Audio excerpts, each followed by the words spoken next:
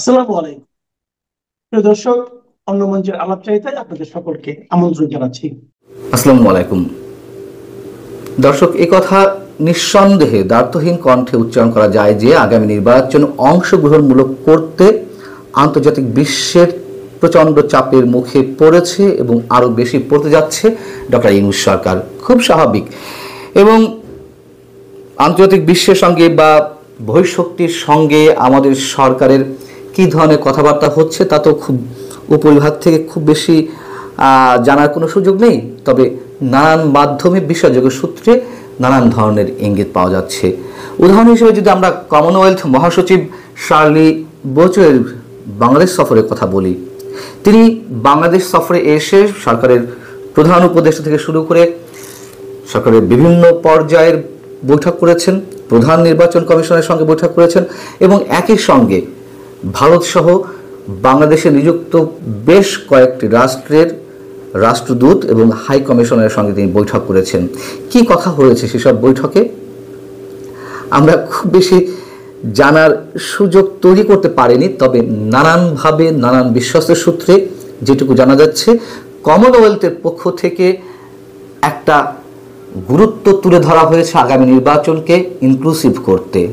এবং কেন কমনওয়েলথ আমাদের জন্য খুবই গুরুত্বপূর্ণ সে বিষয়ে পরে আসছি। প্রধান উপদেষ্টার সঙ্গে তিনি গত সোমবার যে বৈঠকটি করেছেন, সেই বৈঠকের বিষয়ে প্রধান উপদেষ্টার প্রেস উইং থেকে যেই বিজ্ঞপ্তিটি, প্রেস বিজ্ঞপ্তি গণমাধ্যমে পাঠানো হলো, সেখানে কি বলা হয়েছে? সেখানে বলা হয়েছে বাংলাদেশের গণতান্ত্রিক রূপান্তর এবং আসন্ন সাধারণ নির্বাচনে কমনওয়েলথের পূর্ণ সমর্থন আশা করেছেন ডক্টর মোহাম্মদ ইউনূস এবং তিনি কমনওয়েলথের মহাসচিবকে বাংলাদেশের নির্বাচনের প্রতি গভীর আগ্রহের জন্য ধন্যবাদ জানান এবং অন্তর্বর্তীকালীন সরকারের পক্ষ থেকে নির্বাচন অবাধ, স্বচ্ছ, গ্রহণযোগ্য ও উৎসবমুখর পরিবেশে আয়োজনের অঙ্গীকার পুনর্ব্যক্ত করেন। তো প্রেস উইং থেকে তো এ ধরনের শব্দ দিয়েই বিজ্ঞপ্তি পাঠানোর কথা। শব্দগুলো খেয়াল করুন, লেখা রয়েছে নির্বাচন অবাধ, স্বচ্ছ, গ্রহণযোগ্য এবং উৎসবমুখর। অংশগ্রহণমূলক, ইনক্লুসিভ, অন্তর্ভুক্তিমূলক এইসব শব্দ কিন্তু কোথাও নেই বা থাকেও না। প্রধান উপদেষ্টা যেসব বক্তব্য দিচ্ছেন, সরকারের পক্ষ থেকে যে কথাগুলো বলা হচ্ছে, কোথাও অংশগ্রহণমূলক বলা হচ্ছে না। কিন্তু শার্লি বোচোয়ে তিনি তার ফেসবুকে যে পোস্টগুলো দিয়েছেন, বাংলাদেশ সফর শেষে ফিরে যাওয়ার পরে যে পোস্টগুলো দিয়েছেন, সেখানে নানান ধরনের ইঙ্গিত পাওয়া যাচ্ছে এবং স্পষ্টভাবে তিনি কী বলতে চেয়েছেন বা কমনওয়েলথ কী বলতে চাচ্ছে সে সম্পর্কে স্পষ্ট ধারণা পাওয়া যায়। তিনি প্রধান উপদেষ্টার সঙ্গে যে বৈঠকটি হয়েছে সে সম্পর্কে তার ফেসবুক পোস্টে উল্লেখ করছেন যে কমনওয়েলথের পক্ষ থেকে বাংলাদেশের আগামী নির্বাচনে অংশগ্রহণমূলক এবং ন্যায়সঙ্গতভাবে যাতে অনুষ্ঠিত হয় সে বিষয়ে কথা বলা হয়েছে। আবার প্রধান নির্বাচন কমিশনারের সঙ্গে যে বৈঠক করেছেন সে বিষয়ে তিনি আলাদা একটি পোস্ট দিয়েছেন। সেখানে তিনি যে বিষয়টি বলছেন যে একটি অন্তর্ভুক্তিমূলক, বিশ্বাসযোগ্য এবং সকল বাংলাদেশের অংশগ্রহণমূলক নির্বাচনে কমনওয়েলথ কিভাবে বাংলাদেশকে সহযোগিতা করতে পারে সেসব বিষয়ে কথা হয়েছে। অর্থাৎ অন্তর্ভুক্তিমূলক, অংশগ্রহণমূলক এই শব্দগুলো তিনি বেশ জোরালোভাবে উপস্থাপন করেছেন এবং একই সঙ্গে তিনি বাংলাদেশের এই মুহূর্তে বিভিন্ন যে প্রধান রাজনৈতিক দল, বিশেষ করে বিএনপি, জামাতে ইসলামী, এনসিপি এবং জাতীয় পার্টির দুই অংশের সঙ্গে তারা বৈঠক করেছে কমনওয়েলথের পক্ষ থেকে শার্লি বোচোয়ের নেতৃত্বে। সেখানেও আগামী নির্বাচন কতটা অবাধ, সুষ্ঠু এবং অংশগ্রহণমূলক করা যায় সে বিষয়ে আলোচনা হয়েছে। এগুলো নানান মাধ্যমে জানা যাচ্ছে এবং সবচেয়ে বড় যে ইম্পর্টেন্ট বিষয় সেটি হচ্ছে আওয়ামী লীগ সভানেত্রী শেখ হাসিনার পুত্র সজীব ওয়াজেদ জয়ের সঙ্গে তিনি নাকি অনলাইনে বৈঠক করেছেন। নানান বিশ্বস্ত মাধ্যমে এই কথাও জানা যাচ্ছে।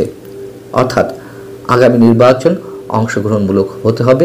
আমি যে বিষয়টি সবসময় আমার ধারণা থেকে বলে আসছি যে ফেব্রুয়ারিতে সম্ভবত নির্বাচন হবে না, আর হলেও সেটি অবশ্যই অংশগ্রহণমূলক হতে হবে, সেটি ফেব্রুয়ারিতে হোক কিংবা আরও পরে বা আগে, যখনই হোক না কেন। এখন বিষয় হচ্ছে যে কমনওয়েলথ কেন গুরুত্বপূর্ণ আমাদের জন্য? আমরা জানি যে কমনওয়েলথের সদস্য দেশ 56টি, এর মধ্যে G7 এবং G20-র যেই সদস্য রাষ্ট্র রয়েছে তারাও কমনওয়েলথভুক্ত। গুরুত্বটা নিশ্চয়ই বোঝা যাচ্ছে। ব্রিটেন থেকে শুরু করে আরও শক্তিধর নানান রাষ্ট্র এর মধ্যে রয়েছে। বাংলাদেশ 2026 সালে স্বল্পোন্নত রাষ্ট্র হিসেবে উন্নতি লাভ করবে এবং স্বল্পোন্নত দেশ সম্পর্কিত বিভিন্ন বিষয় নিয়ে আলোচনা করার জন্য ওপেন ফোরাম হচ্ছে কমনওয়েলথ। কমনওয়েলথ তার সদস্য রাষ্ট্রগুলোকে অর্থনীতিতে স্বাবলম্বী করতে বা অর্থনৈতিক উন্নয়ন ত্বরান্বিত করতে ভবিষ্যতে কোন ধরনের নীতি বা কৌশল কাজে লাগতে পারে সে বিষয়ে ধারণা, পরামর্শ থেকে শুরু করে সব ধরনের সহযোগিতা করে থাকে। একই সঙ্গে বাণিজ্য বৃদ্ধিতে, সদস্য রাষ্ট্রগুলোর বাণিজ্য বৃদ্ধিতে এবং আমদানি রপ্তানি থেকে সুফল অর্জন করতে কমনওয়েলথ তার সদস্য রাষ্ট্রগুলোকে নানানভাবে সহযোগিতা করে থাকে। বাণিজ্য সুবিধার মাধ্যমে সদস্য দেশগুলো যাতে সহজে এবং তুলনামূলক কম খরচে নিজেদের মধ্যে আমদানি সহজ আরো ত্বরান্বিত করতে পারে সে বিষয়েও আইনগত এবং অর্থনৈতিক কাঠামোগুলোকে শক্তিশালী করে। এগুলো মনে হতে পারে যে শুধুমাত্র বলার জন্য বলা হয়ে থাকে, এগুলো না, নিশ্চয়ই নয়। আমি তো বললাম যে G7 ভুক্ত দেশ, G20 ভুক্ত দেশ, এইগুলো কমনওয়েলথের সদস্য। সো শক্তিধর রাষ্ট্রগুলো যখন এই ফোরামের সদস্য, কমনওয়েলথে যখন কোনো সিদ্ধান্ত নেয় অবশ্যই সদস্য রাষ্ট্রগুলো সেদিকেই তারা তাদের মনোযোগ নিবদ্ধ করে। সেই সব জায়গা থেকে অবশ্যই কমনওয়েলথের যেই ভাবনা, বাংলাদেশের নির্বাচন নিয়ে তাদের যেই আশাবাদ, সেগুলোকে খাটো করে দেখার কোনো সুযোগ নেই। এবং এরপরে তো ভারত রয়েছেই। সবসময় বলি যে ভারত আওয়ামী লীগের জন্য নয়, ভারত তার নিজের সিকিউরিটির জন্যই অংশগ্রহণমূলক নির্বাচন অবশ্যই প্রত্যাশা করে এবং তার জন্য যা যা করার ভারত ততটাই করার চেষ্টা করবে। এই যে জামায়াত বারবার বলছে সমমনা 8 দল, ইসলামী আন্দোলন বাংলাদেশ, মামুনুল হকের খেলাফত মজলিস, কাশিমি সাহেবের নিজামী ইসলাম, এই সব দলগুলো মিলে তাদের যে 8 দলের যে জোট, জামায়াতে ইসলামী এবং সমমনা 8 দলের যে জোট, সেই জোটের কাছেই তো ইসলামপন্থীদের মূল ভোটগুলো। ইসলামী আন্দোলন বাংলাদেশ হচ্ছে সেই দল যেই দল 2014-18-তেও কিন্তু জাতীয় নির্বাচনে অংশ নিয়েছে, কয়েকশো আসনে অংশ নিয়েছে। তাদের রাজনৈতিক প্রস্তুতিটা এমন যে পুরো আওয়ামী লীগ আমলেও কিন্তু তারা 2024-এর নির্বাচন ছাড়া তারা সকল স্থানীয় এবং জাতীয় নির্বাচনে অংশ নিয়ে নিজেদেরকে রাজনৈতিকভাবে প্রস্তুত করেছে। সারা দেশে জামায়াতে ইসলামীর মতোই তাদেরও নেটওয়ার্ক আছে।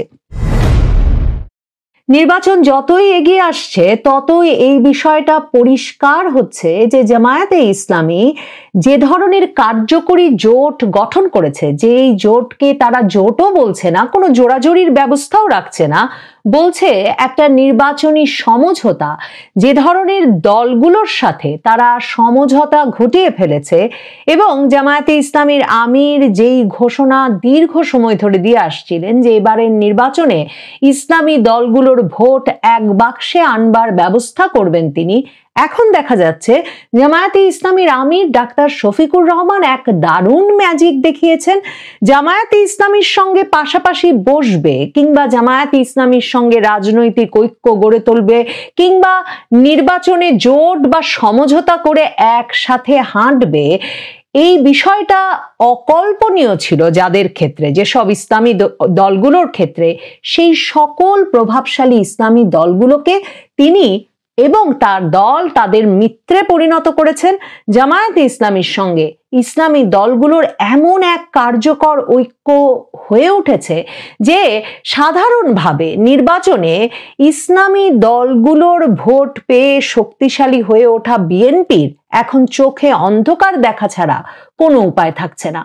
কারণ বিএনপির জন্য এই বাস্তবতাটা একেবারে নতুন যে বাংলাদেশে প্রভাবশালী ইসলামী দলগুলো সত্যিকার অর্থেই রাজনীতিতে নির্বাচনে শক্তিশালী পক্ষ হয়ে উঠেছে, সেটা যেমন নতুন, তেমনি তাদের জন্য নতুন যে বিএনপির ওপর নির্ভর না করে ওই দলগুলো ঐক্যবদ্ধ হয়ে এমন এক ভোটের হিসাব তৈরি করছে যেখানে বিএনপিকে হয়তো শেষ পর্যন্ত নাস্তানাবুদ হতে হবে। কারণ বিএনপিকে আসলে বিপদে পড়তে হচ্ছে, চোখে অন্ধকার দেখতে হচ্ছে, নির্বাচনে পরাজয়ের কথাও আশঙ্কা করতে হচ্ছে নানা হিসাব নিকাশে, নানা আসনে, এ কারণে যে তাদের ভেতরে যে ধরনের অনৈক্য, মানে 237টা আসনে নভেম্বরের 3 তারিখে, নভেম্বরের শুরুর দিকে বিএনপি তাদের মনোনয়ন ঘোষণা করেছে। তখনই এই যে ব্যাপক অসন্তোষ দলের ভেতর ছড়িয়ে পড়বে, জোটের প্রার্থীদেরকে মনোনয়ন দিয়ে দিলে, সেই আশঙ্কায় জোটের প্রার্থীদেরকে মনোনয়ন দেওয়া হয় নাই। এমনকি আন্দালিব রহমান পার্থর মতো প্রভাবশালী নেতা, যাদেরকে বিএনপির নেতা কর্মী সমর্থকরাও একরকম তাদের জোটভুক্ত, তাদের দলভুক্ত ভাবেন, তাদের নামগুলো ঘোষণা করে উঠতে পারে নাই বিএনপি এখন পর্যন্ত। নিজেদের দলের 237টি আসনে যে মনোনয়ন দিয়েছে, এখন পর্যন্ত সারা বাংলাদেশ জুড়ে মহাসড়কে অবরোধ চলছে, টায়ার জ্বালিয়ে বিক্ষোভ হচ্ছে। রাজধানী ঢাকায় বেশিরভাগ আসন ফাঁকা রেখেছে বিএনপি, বিভিন্ন জোট বা তাদের জোট সঙ্গীদের দেবে এসব কথা ভেবে। এর মধ্যে ঢাকা 14 আসনে সানজিদা ইসলাম তুলিকে মনোনয়ন দেওয়ার পর থেকে এখন পর্যন্ত নিয়মিতভাবে সেই আসনে বিএনপির প্রভাবশালী সংসদ সদস্য, রাজনৈতিক নেতা এস এ খালেকের ছেলের পক্ষে মশাল মিছিল হচ্ছে আর হচ্ছে, এবং ঘোষণা চলে এসেছে যে তারা এই মনোনীত প্রার্থী সানজিদা তুলিকে বয়কট করেছেন। এই বয়কটের ঘোষণা, নির্বাচন হতে পারবে না, কোনোভাবেই বিএনপির প্রার্থীর পক্ষে তারা থাকবেন না, এমন ঘোষণা এক এক আসনে 3-4জন প্রার্থী করেও এমন ঘোষণা দিয়ে রেখেছেন। এমনকি আপন ভাই আপন বোনের বিরুদ্ধে দাঁড়িয়েছেন, এসব ঘটনাও ঘটছে। বিএনপি মহাসচিব মির্জা ফখরুল ইসলাম আলমগীর ঢাকায় ডেকে আনছেন প্রার্থীদেরকে, এসব বিষয়ে বোঝানোর চেষ্টা করছেন যে দলের বিপক্ষে গেলে চলবে না। তারেক রহমান ভার্চুয়ালি যোগ দিচ্ছেন বটে, কিন্তু বিএনপির একটি সমঝোতা সভাও এখন পর্যন্ত সাফল্যের সাথে শেষ হয় নাই, এবং কোনো আসনে অপর প্রার্থী, মানে যারা মনোনয়ন প্রত্যাশী ছিলেন কিন্তু মনোনয়ন পান নাই, তারা এখন পর্যন্ত বলেন নাই যে তারা মেনে নিয়েছেন দলের দেওয়া মনোনয়ন, বরং প্রত্যেকে বলেই যাচ্ছেন যে এটা চূড়ান্ত মনোনয়ন নয়, দলকে রিভিউ করতে হবে, দলকে পুনর্বিবেচনা করতে হবে, প্রয়োজনে একটা নিরপেক্ষ তৃতীয় পক্ষ দিয়ে বিবেচনা করিয়ে তারপর প্রার্থী বদল করতে হবে। কাজেই বিএনপি দলের ভেতরে শান্তি নাই, দলের মনোনীত প্রার্থীদের পক্ষে সমর্থন নাই। জামাতের সেদিক থেকে সবচেয়ে বড় একটা শক্তির জায়গা হচ্ছে দলীয় শৃঙ্খলা। 300 আসনেই তারা প্রার্থী মনোনয়ন করে রেখেছিল গত বছর থেকেই। কিন্তু মনে করে দেখুন, 2024-এর আগস্টের পর জামায়াত যখন প্রকাশ্যে রাজনীতি শুরু করলো, বড় বড় সমাবেশ শুরু করলো, এবং জামায়াতের আমির সহ শীর্ষ নেতৃবৃন্দ যখন বিভিন্ন বিভাগীয় শহর, জেলা শহরে গিয়ে সমাবেশ শুরু করলেন, প্রত্যেকটি জায়গায়, বেশিরভাগ জায়গায় তারা তখন থেকেই তাদের মনোনীত প্রার্থীর নাম ঘোষণা করে এসেছিলেন। কিন্তু জামায়াতে ইসলামীর নেতৃবৃন্দ জানেন যে তারা যদি কোনো জায়গায় তাদের মনোনীত প্রার্থীকে সরে যেতে বলেন, দলীয় শৃঙ্খলা এবং দলীয় চর্চার কারণে সেটাতে বিএনপির মতো বিরাট তুমুল ঝগড়া, দ্বন্দ্ব, বিবাদ এসব লেগে যাওয়ার কোনো সম্ভাবনা নাই। সে কারণে জামায়াতের আমির নভেম্বরের শুরুতেও খুব আত্মবিশ্বাসের সঙ্গে বলেছেন তারা নির্বাচনী জোট নয়, নির্বাচনী সমঝোতার কথা বলছেন। এবং সমঝোতার ক্ষেত্রে তিনি যেই জাদুটা প্রথম দেখিয়ে ফেলেছেন সেটা হচ্ছে, যেই পীর ফকিরদের সঙ্গে ভয়াবহ মানে খারাপ সম্পর্ক ছিল চিরকাল জামায়াতে ইসলামীর, এবং জামায়াতে ইসলামী সবসময় এসব যে পীরদের অনুসরণ করা ইসলামের ঠিক তরিকা কিনা এসব প্রশ্ন তুলে এসেছে, সেই জামায়াতে ইসলামীর আমির জানুয়ারি মাসে গিয়ে বাংলাদেশের সবচেয়ে প্রভাবশালী, রাজনৈতিকভাবে সবচেয়ে প্রভাবশালী পীর চরমনাই পীরের দ্বারস্থ হয়েছেন। তার সঙ্গে তার জায়গায় গিয়ে সাক্ষাৎ করে এসে তিনি বলে এসেছিলেন যে জামায়াতে ইসলামীর স্বপ্ন সব ইসলামী দলের ভোট এক বাক্সে নিয়ে আসা।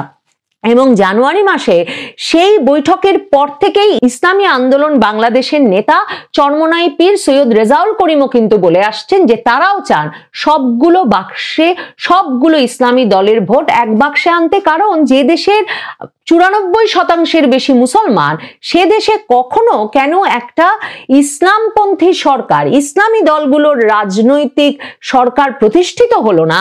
সেই প্রশ্ন তুলে তারা বলেছেন এবার তারা মনে করছেন জনগণ প্রস্তুত ইসলামী দলগুলোকে জয়যুক্ত করে রাষ্ট্র ক্ষমতায় আনতে।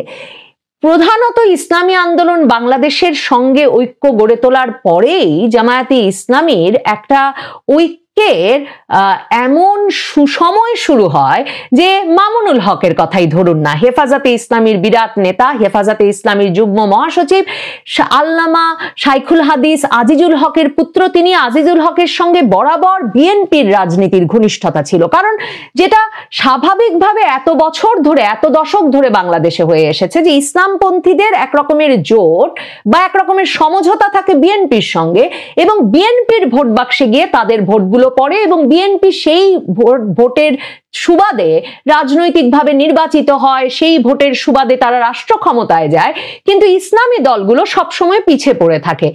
এখন এই আল্লামা শাইখুল হাদিসের পুত্র মামুনুল হক, হেফাজতে ইসলামের নেতা, যেই হেফাজতে ইসলামের প্রধান মুহিবুল্লাহ বাবুনগরী এখনো জায়গায় জায়গায় গিয়ে এই বক্তৃতা দিচ্ছেন যে জামায়াতের সঙ্গে কিছুতেই কোনো ঐক্য করা যাবে না এবং জামায়াতে ইসলামীকে কিছুতেই কওমিপন্থীরা বিশ্বাস করতে পারে না, কারণ জামায়াতে ইসলামীর তরিকা ঠিক নাই। সেই জামায়াতে ইসলামীর সঙ্গে মামুনুল হকের ঐক্যটা এমন দানা বেঁধে উঠেছে যে দেখুন সেই আগস্ট সেপ্টেম্বর থেকে কিন্তু সমমনা দল হিসেবে ঘোষণা দিয়ে মামুনুল হকের দল খেলাফত মজলিসও জামায়াতে ইসলামীর সঙ্গে প্রথমে পিআর নিয়ে আন্দোলন করলো, তারপর গণভোট নিয়ে আন্দোলন করলো, এখনো তারা গণভোট, পিআর, নানা রকম ইস্যুতে নাকি আন্দোলনে আছে ঘোষণা দিয়েছে। কিন্তু বোঝা যাচ্ছে এসব আন্দোলন তারা এই মুহূর্তে হয়তো মানে খুব ঘোরতর জায়গায় নিয়ে যেতে চায় না, কিন্তু একটা রাজনৈতিক জোটের সম্ভাবনাটা জারি রাখতে চায়। তার মানে জামায়াতের সঙ্গে, এই যে জামায়াত বারবার বলছে সমমনা 8 দল, ইসলামী আন্দোলন বাংলাদেশ, মামুনুল হকের খেলাফত মজলিস, কাশিমি সাহেবের নিজামি ইসলাম, এই সব দলগুলো মিলে তাদের যে 8 দলের যে জোট, জামায়াতে ইসলামী এবং সমমনা 8 দলের যে জোট, সেই জোটের কাছেই তো ইসলামপন্থীদের মূল ভোটগুলো। ইসলামী আন্দোলন বাংলাদেশ হচ্ছে সেই দল, যেই দল 2014-18তেও কিন্তু জাতীয় নির্বাচনে অংশ নিয়েছে, কয়েকশো আসনে অংশ নিয়েছে। তাদের রাজনৈতিক প্রস্তুতিটা এমন যে পুরো আওয়ামী লীগ আমলেও কিন্তু তারা 2024-এর নির্বাচন ছাড়া তারা সকল স্থানীয় এবং জাতীয় নির্বাচনে অংশ নিয়ে নিজেদেরকে রাজনৈতিকভাবে প্রস্তুত করেছে। সারা দেশে জামায়াতে ইসলামীর মতোই তাদেরও নেটওয়ার্ক আছে।